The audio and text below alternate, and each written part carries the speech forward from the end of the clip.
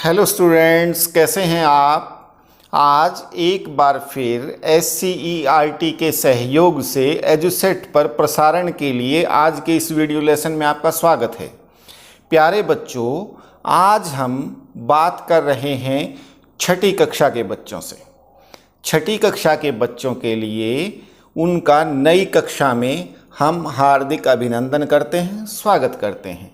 प्यारे बच्चों, आपने अपनी शिक्षण प्रक्रिया का, अपनी पढ़ाई का एक पड़ाव प्राथमिक शिक्षा का पार कर लिया है और इसके बाद आप छठी कक्षा से माध्यमिक शिक्षा में आ गए हैं, यानी कुछ बड़े हो गए हैं। और जैसे बच्चे बड़े होते हैं तो उनसे हमारे बड़ों की, माता पिता, हमारे टीचर्स, हमारे शिक्षक, उनकी उम्मीद भी बढ़ जाती हैं। तो आपको अब कुछ समझदारी का परिचय भी देना होगा। छठी कक्षा में आते ही आपके पाठ्यक्रम में, पढ़ाई में भी कुछ परिवर्तन आए हैं। जैसे 5वीं कक्षा तक आप हिंदी, अंग्रेजी, परिवेश अध्ययन, गणित, इन्हीं विषयों को पढ़ते थे। लेकिन छठी कक्षा में कुछ परिवर्तन आएंगे। EVS में यानी परिवेश अध्ययन में आप सामाजिक अध्ययन और विज्ञान विषय दोनों को एक साथ पढ़ते थे। छठी कक्षा में आते ही ये दोनों विषय अलग अलग हो जाते हैं। यानी जो हमारे समाज में आसपास हम देखते हैं, व्यवहार करते हैं, उसके बारे में जो हमारे पूर्वजों की बातें हैं वो विषय अलग हो जाएगा और तकनीक से जुड़ा हुआ, विशेष ज्ञान से जुड़ा हुआ हमारा विज्ञान विषय अलग हो जाएगा। तो इस दृष्टि से हमें दो अलग अलग विषय मिलते हैं। विज्ञान हमें एक नए विषय के रूप में मिलता है और इसलिए उसकी हमारी पुस्तक भी अलग होगी, उसकी नोटबुक यानी कॉपी भी हमें अलग बनानी पड़ेगी। इसी प्रकार से छठी कक्षा में कुछ ऐच्छिक विषय भी होते हैं जिसमें हमें स्कूल में विषय की उपलब्धता अनुसार उनका चयन करना होता है। जैसे कहीं पर पंजाबी को तीसरी भाषा के रूप में चयन किया जाता है, कहीं संस्कृत को, कहीं उर्दू को। तो ये आपके पास एक चयन का विकल्प रहेगा। इसी प्रकार से गृह विज्ञान, कृषि विज्ञान या कला, ड्राइंग जिसको बोलते हैं, इनमें से भी आप स्कूल में उपलब्धता के अनुसार एक विषय का चयन करेंगे। तो छठी कक्षा में जिस प्रकार से आप बड़ी कक्षा में आए हैं, एक चरण आपका बड़ा है, प्राथमिक शिक्षण से माध्यमिक कक्षा में आए हैं, उसी प्रकार से कुछ नए विषय भी आपको मिले हैं। और नई जो चीज़ें होती हैं उनमें हमारी रोचकता स्वाभाविक है, हमें अच्छा लगता है, लेकिन कुछ जिम्मेदारियां भी हमारी बढ़ती हैं। हम नई कक्षा में आए तो हमें नई किताबें मिलती हैं, नई बुक्स जो है हमें हमारे अभिभावक दिलवाते हैं। लेकिन प्यारे बच्चों, अगर आप तुलना करेंगे अब जो आपको किताब मिली और आपकी पिछले साल की जो किताब है, उन दोनों की तुलना कीजिए, उसकी हालत क्या है। जो पुरानी किताब और नई मिली उसकी हालत क्या है। ऐसा क्यों होता है? हम हमारी चीज़ों को संभालने में, copy, notebooks, geometry, pen, pencil संभालने में कुछ लापरवाहियाँ करते हैं। उनका हमें ध्यान रखना है। हम पुस्तकों को लंबे समय तक उसी प्रकार से रख सकते हैं जिस प्रकार हमें वो नई मिलती हैं। जैसे देखिए, आपको मैं एक नई पुस्तक जो हमें मिलती है उसकी स्थिति दिखाता हूँ। देखिए, इसका कवर भी बिल्कुल ठीक है, सारे पेज बिल्कुल समुचित रूप से, कोई मुड़ा हुआ नहीं, बिल्कुल नया नया। कितना अच्छा लगता है जब बच्चा पहली बार लेता है तो चाव चाव में इसको पढ़ता है, देखता है पलट के।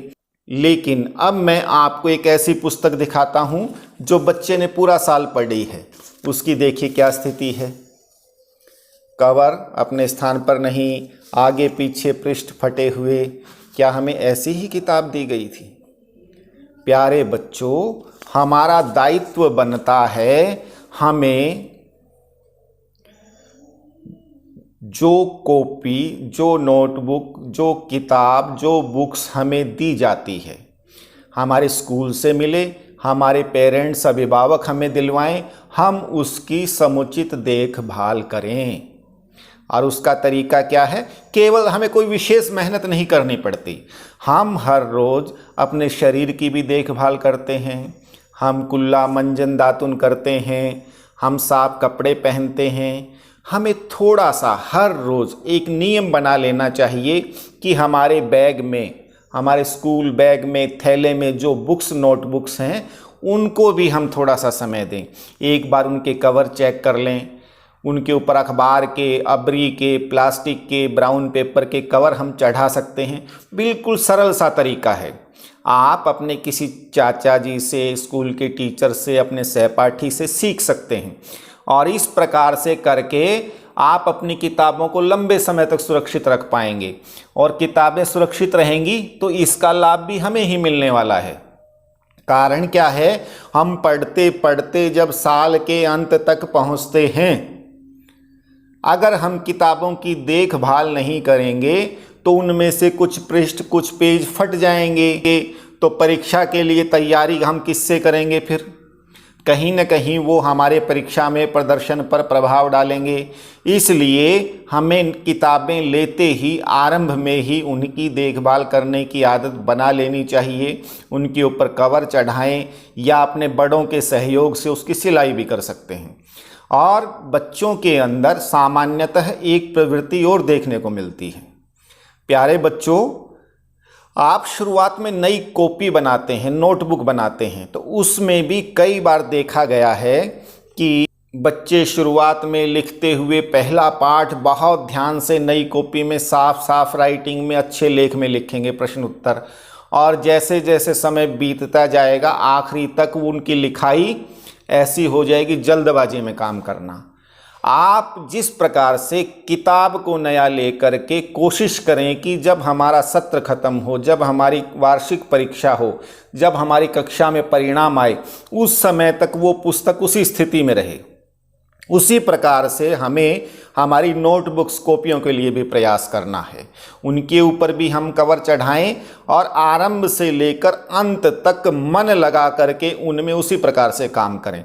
कुछ बच्चों की आदत है कि वो कोई भी पेन लिख रहे हैं, काम कर रहे हैं, पेन नहीं चला, अपनी नोटबुक या बुक उठाई, उसमें कहीं भी चला करके देख लिया और काटा, और इस तरह से हो जाएगा। आपकी पक्की नोटबुक भी रफ नोटबुक जैसी हो जाती है, आपकी किताब भी ऐसी हो जाती है, कहीं कहीं कुछ लिखा हुआ, कहीं कांटे लगे हुए, कहीं रफ काम किया हुआ। तो इसके लिए आपको एक काम करना है, आप अपनी सभी विषयों की साफ नोटबुक्स बनाते हैं, उनके साथ में सबकी सम्मिलित एक रफ नोटबुक बना लें। तो कहीं कुछ भी आपको नोट करना है तो उस रफ नोटबुक में काम करें। स्कूल में भी गलतियां हो जाती हैं, जल्दबाजी में हम ब्लैक बोर्ड से उतारते हैं या ग्रीन बोर्ड से उतारेंगे तो गलतियां हो जाती हैं। तो रफ नोटबुक में करें और बाद में साफ नोटबुक में आप ध्यान से करें। तो इस प्रकार से अगर आप इन बातों का ध्यान रखेंगे तो आपकी नोटबुक्स भी हमेशा वैसी ही रहेंगी। एक और विशेष बात आपको ध्यान रखनी है कि हम किसी भी विषय की नोटबुक बनाते हैं तो एक नोटबुक में पूरा साल का हमारा पाठ्यक्रम नहीं आ पाता। यानी हमारी एक नोटबुक भर गई 3-4 महीने में, उसके बाद उस नोटबुक को हमें संभाल कर रखना है। क्यों? वार्षिक परीक्षाओं में उसी में से हम तैयारी करेंगे।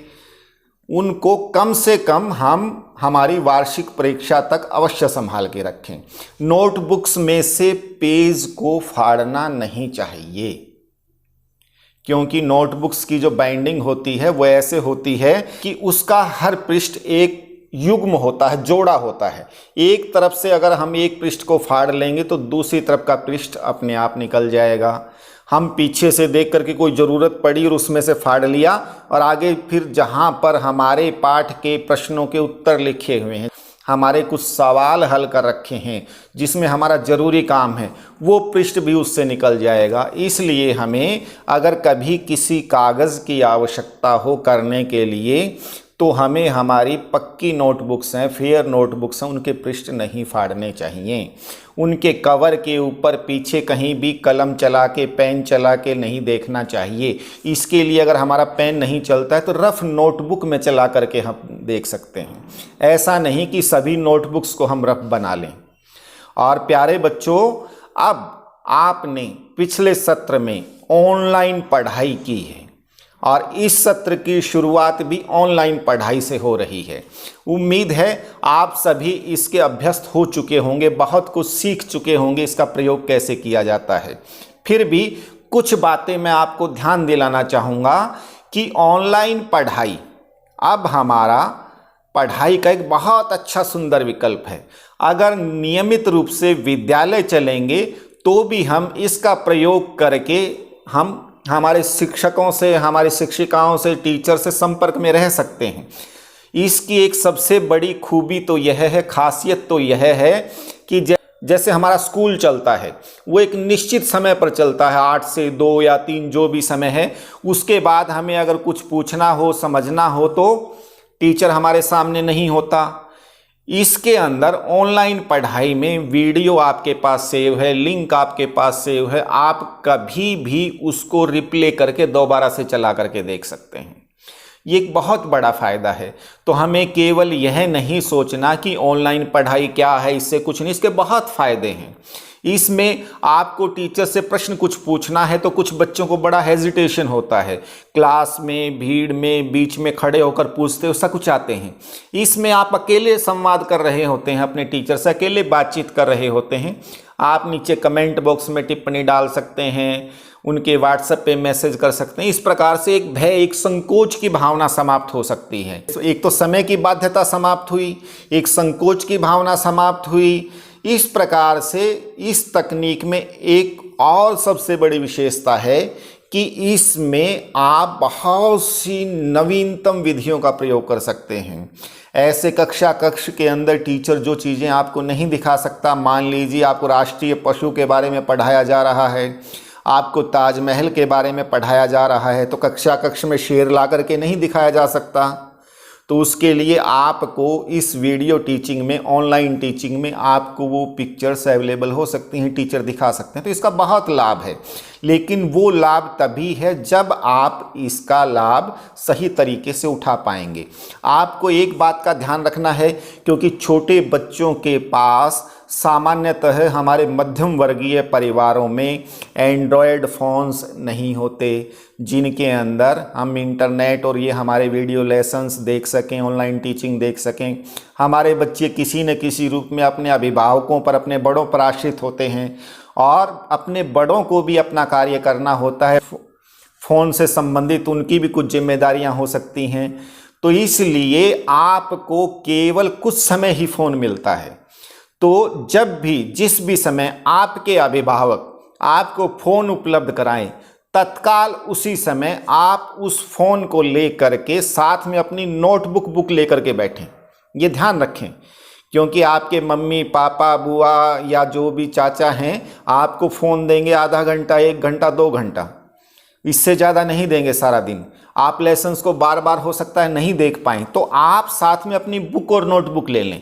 सामने वीडियो लेसन में टीचर आपको पढ़ा रहा है, कुछ बिंदु आए, आपको लगे कि ये मैं भूल सकता हूँ, तो उसको नोट करते जाएं। इससे जब आपके पास फ़ोन नहीं रहेगा तो आपको सहजता रहेगी।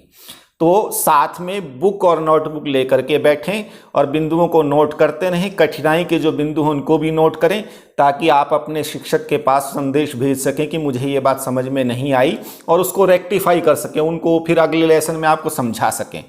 तो ये आपके लिए सहजता रहेगी। दूसरा, बच्चों के लिए एक थोड़ा सा स्वभाव चंचल होता है। आपको कुछ एक निश्चित समय के लिए, थोड़े समय के लिए फ़ोन मिला है और उसके अंदर अगर आप कहीं फ़ोन में लेकर के वीडियो गेम खेलने लग गए या कुछ और गीत वीत देखने लग गए तो क्या होगा? अभिभावकों ने आपके ऊपर विश्वास किया, आपको फ़ोन दे दिया पढ़ने के लिए, लेकिन आपको जितने समय के लिए मिला उस समय को आप जो है गेम खेलने में ख़त्म कर देंगे। अभिभावक फिर वापस ले लेंगे। नुकसान किसका हुआ? आप पढ़ नहीं पाएंगे। इसलिए जिस समय भी आपको फ़ोन मिले उसको केवल पढ़ाई के लिए प्रयोग करें। एक छोटी सी बात और, कुछ बच्चे वीडियो देखते हुए, ऑनलाइन टीचिंग करते हुए ईयरफोन्स का इस्तेमाल करते हैं। ईयरफोन के इस्तेमाल करते हुए कानों के अंदर लीड डाल के, हमें कई बार महसूस नहीं होता या हम तेज आवाज़ सुनने के लिए सीधी आवाज़ की किरणें, तरंगे हमारे कानों में जाती हैं और वो बहुत तेज हो जाती हैं। वो आवाज़ का वॉल्यूम, आवाज़ का स्तर हमें इतना रखना चाहिए कि हमें बस स्पष्ट समझ में आ जाए। उसको तेज़ करने की कोशिश नहीं करनी चाहिए। अगर ज़्यादा तेज़ करेंगे तो हमारे कानों को नुकसान हो सकता है।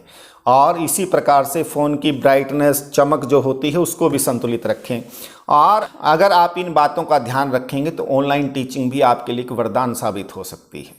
तो प्यारे बच्चों, नई कक्षा के अंदर जैसे ही आप आएंगे, आपको नई कक्ष, नए मित्र मिलेंगे, कुछ साथी बिछुड़ जाएंगे, नए टीचर्स मिलेंगे, नई किताबें, नई विषय वस्तु, नए पढ़ाई के तरीके मिलेंगे।